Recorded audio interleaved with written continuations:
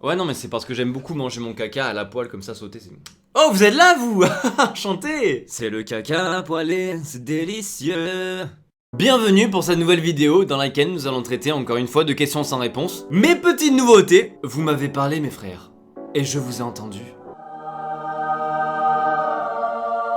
Dans les commentaires de ma dernière vidéo, vous m'aviez dit que vous aimeriez que je fasse de nouvelles questions et pas que je reprenne des anciennes que j'avais déjà traitées en TikTok. Eh bien d'accord petit loustic, j'accepte le défi. Toutes les questions dont on va parler aujourd'hui sont nouvelles et n'ont jamais été traitées en TikTok, du moins à l'heure où je publie cette vidéo. Parce que j'ai pas envie de perdre des questions, donc je vais aussi les faire en TikTok. Eh le gars est pas con hein. Vraiment il est pas con hein. Merci Michel, ça me touche. Tu peux retourner faire du caca à poêler. Donc bah écoutez, on va pas plus s'attarder, mais c'est parti. Première question. Ah bah non, c'est pas une question en fait, c'est une réflexion. Oui, parce qu'en fait il y a deux choses. Soit c'est des questions un peu restées sans réponse, soit c'est des réflexions qui sont censées vous casser un peu le cerveau. En fait, les grandes personnes, elles sont juste épaisses verticalement. Bah une personne obèse ou en surpoids, elle est épaisse horizontalement, et du coup une personne grande est épaisse verticalement. C'est scientifique, madame. Donc en fait les personnes grandes, elles sont juste grosses mais dans le sens inverse. Et si t'es grand et gros, bah t'es gros horizontalement et verticalement. T'es un cube. Un parallépipède. Attends, je vais re-regarder la définition du parallépipède, là j'ai peur de dire une connerie. Un parallépipède est un solide dont les 6 faces sont des parallélogrammes. Je vais regarder la définition du mot parallélogramme aussi. Quadrilatère dont les côtés sont parallèles 2 à 2. Quadrilatère. Stop! Il est l'heure du message de prévention. Tout ce qui est dit dans cette vidéo, c'est dit avec humour, c'est du second degré, faut pas le prendre au pied de la lettre. Mon discours est absolument pas blessant, ni dénigrant. Regardez, moi j'ai pas un corps musclé, j'ai un gros nez, je m'en fous. Donc tout ce que je dis, c'est de... humour! Donc ne le prenez pas au premier degré, et soyez bien dans votre peau, c'est ça qui compte. Peu importe que vous soyez épais, verticalement, horizontalement, en diagonale, de travers, on s'en fout. La seule chose qui importe, c'est que toi, tu saches qui tu es, et que tu sois bien dans ta peau. En fait, tu es légèrement plus vieux que le reflet dans ton miroir. Oui, parce qu'en fait, le temps que ton image se reflète dans le miroir, bah t'es légèrement plus vieux que l'image qui est reflétée. Mais bon, c'est infime, hein, panique pas. Crois pas qu'un beau jour, tu vas te lever, tu vas aller dans ta salle de bain, tu vas avoir un daron de 40 piges et c'est toi. Hein. Reste cool, bro. Pas de panique. Si t'as une gueule de cul dans le miroir, c'est pas parce que le miroir, il te fait plus vieux. C'est parce que ta belle est bien une tête de cul. Ah bah je sais, moi, tous les matins, j'ai une tête de cul en me levant. Mais ça, c'est parce que je suis assez peu du matin. Mais comme je suis encore moins du reste de la journée, bah en fait, ça s'aggrave au fil de la journée. Mais au moins, j'assume ma tête de cul. J'accuse pas le miroir qui me reflète 0,1 millième de seconde plus vieux que le truc du cosinus de... Oh! T'essayes de m'embrouiller là! Ah le bâtard! Ah le bâtard! T'auras jamais mon cerveau! Jamais! La douleur existe juste pour te dire qu'elle ne devrait pas exister. Par exemple, quand t'es malade et que t'as mal au ventre. Si t'as mal, c'est que t'es malade. Donc la douleur est là pour te dire... Aïe, j'ai mal, aide-moi ou je te crève. Non, en vrai, c'est une bonne chose de ouf la douleur. Non, sortez pas ça de son contexte, hein.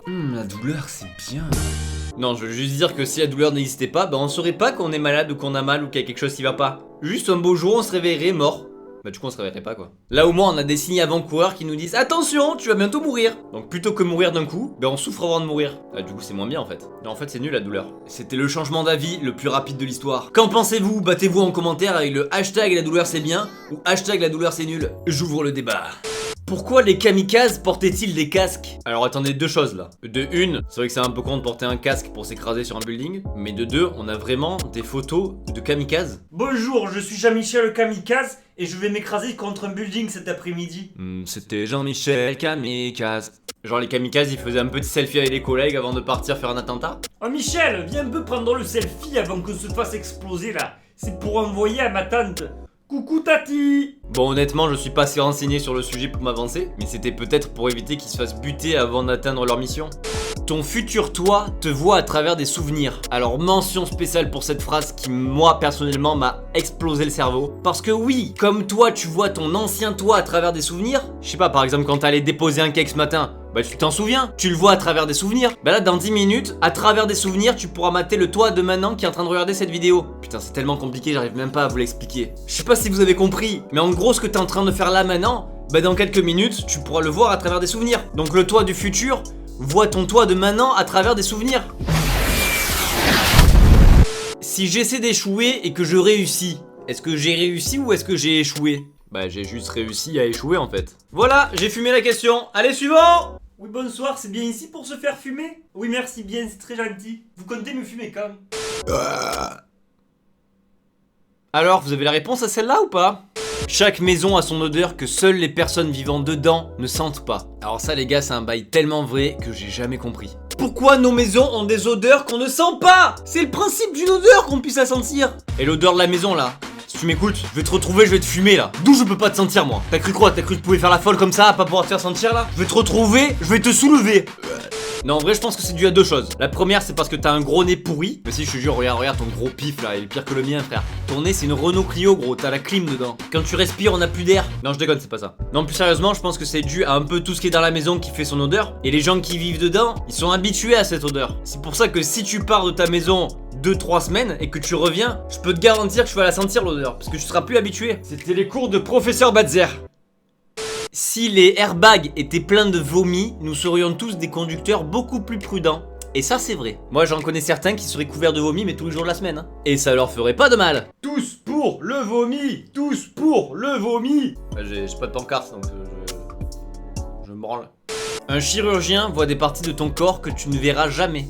Ou du moins si tu les vois, c'est que c'est pas très bon signe. Si jamais t'as une vue panoramique sur tes intestins grêles, c'est pas très bon signe. Inquiète-toi, prends rendez-vous avec ton médecin traitant. C'est que t'as dû choper quelque chose, un rhume ou un truc comme ça. Donc soigne-toi, et les antibiotiques, c'est pas automatique.